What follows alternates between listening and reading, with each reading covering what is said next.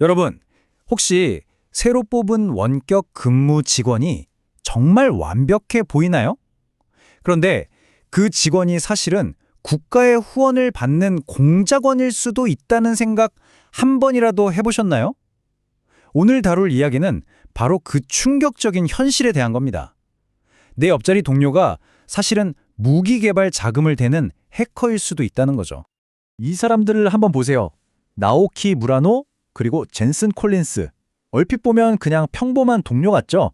하지만 사실 이들은 가짜 신분으로 회사에 들어온 것으로 의심받는 북한의 IT 인력들입니다.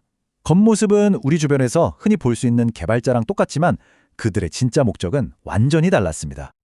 이게 그냥 회사 기밀 좀 훔치는 그런 차원의 문제가 아니에요. 만약에 우리가 주는 월급이 나도 모르는 사이에 어떤 나라의 무기 개발 자금으로 흘러들어간다면요. 이 모든 게 아주 간단한 원격 근무자 채용 과정에서 시작될 수 있다는 사실. 이게 바로 오늘 우리가 파헤쳐볼 문제의 핵심입니다. 자, 그럼 지금부터 이 문제의 실체를 한번 파헤쳐보죠. 먼저 우리가 흔히 생각하는 그런 해커 이미지 있잖아요. 어두운 방에서 후드티 뒤집어 쓴 그런 건 일단 잊어주세요. 북한의 사이버 작전은 우리가 상상하는 것과는 완전히 다릅니다. 어떤 전문가는 북한의 사이버 프로그램을 이렇게 비유하더라고요. 거대한 마피아 조직이라고요. 이게 무슨 뜻이냐면 국가가 직접 운영하는 범죄 집단이란 얘기예요.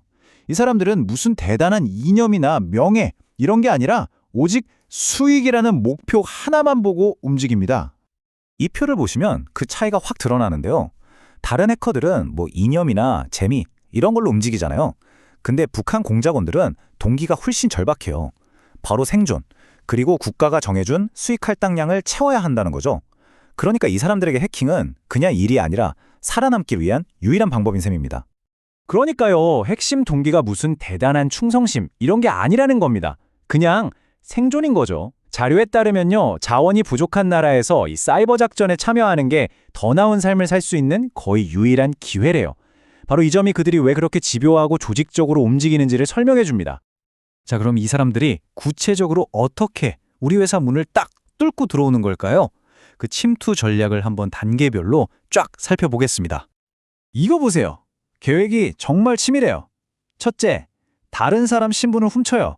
둘째, AI 딥페이크 같은 걸로 화상 면접을 그냥 통과해버립니다. 그리고 채용이 되면 노트북 팜이라는 걸 써서 자기가 어디 있는지 완벽하게 속이는 거죠. 그러고 나면 신뢰받는 내부 직원이 돼서 핵심 정보에 접근하는 건 시간 문제입니다. 여기서 노트북 팜이라는 말이 좀 생소하실 수 있는데요.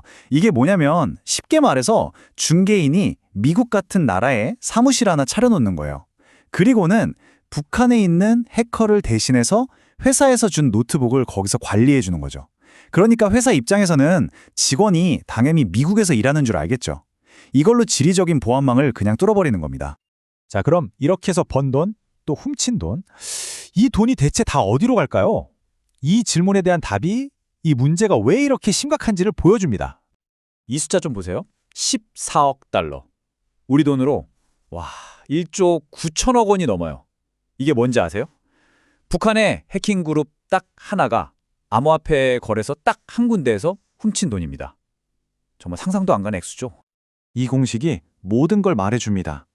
우리가 주는 월급에 걔네들이 훔친 암호화폐가 더해져서 결국엔 북한의 무기 개발 프로그램 자금으로 쓰이고 있다는 거예요. 바로 그 대량 살상 무기, WMD 말이죠. 네, 맞습니다. 그 돈으로 AI 드론을 만들고 탄도미사일을 쏘아 올리고 핵무기를 개발하는 데 쓰는 겁니다. 이건 그냥 돈 문제가 아니라 우리 모두의 안보를 직접적으로 위협하는 일인 거죠. 상황이 정말 심각하죠. 하지만 방법이 아예 없는 건 아닙니다. 지금부터는 우리 회사를 이런 위협에서 지킬 수 있는 아주 구체적이고 현실적인 방법들을 알려드릴게요. 우선 채용하기 전부터 체크해야 할 것들입니다. 화상 면접할 땐 무조건 카메라 켜라고 하세요.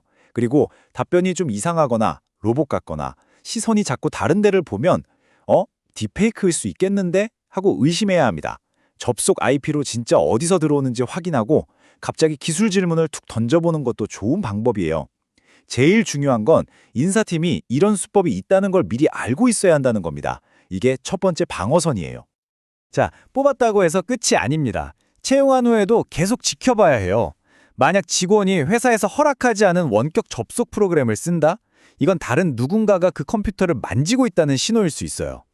또 회사 컴퓨터로 자꾸 코인 거래소 같은 데 들어가거나 팀 활동에 영 참여를 안 하고 이상한 시간에 로그인하는 거 다 위용신호로 봐야 합니다. 오늘 우리가 살펴본 건 사실 빙산의 일각일 뿐이에요. 이런 위협은 계속해서 진화하거든요. 그러니까 우리도 꾸준히 배우고 함께 대비해야 합니다. 가장 중요한 건 이겁니다. 위협이 저기 성문 밖에서 문을 두드리는 게 아니에요. 이미 우리 성벽 안에 바로 우리 곁에 들어와 있다는 사실을 알아야 합니다. 이제는 밖을 막는 것뿐만 아니라 우리 내부를 더 철저히 들여다봐야 할 때입니다. 이런 위협은 혼자서는 막기 힘듭니다. 서로 정보를 나누고 함께 대비하는 게 정말 중요해요. 그래서 말인데요. 최신 정보도 얻고 다른 전문가들과 함께 해결책을 고민하고 싶으시다면 저희 누리캡스 정보보호 네이버 밴드에 한번 와보세요. 화면에 보이는 주소나 영상 아래 설명란에 링크를 클릭하시면 바로 참여하실 수 있습니다. 자, 마지막으로 이 질문을 한번 드려보고 싶습니다. 여러분이 다음에 뽑을 직원이 어쩌면 여러분 회사의 가장 큰 보안 위협이 될 수도 있습니다. 과연 우리는 이력서에 적힌 스펙 너머의 진짜 모습을 볼 준비가 되어 있을까요? 이제는 정말 진지하게 고민해 봐야 할 문제입니다.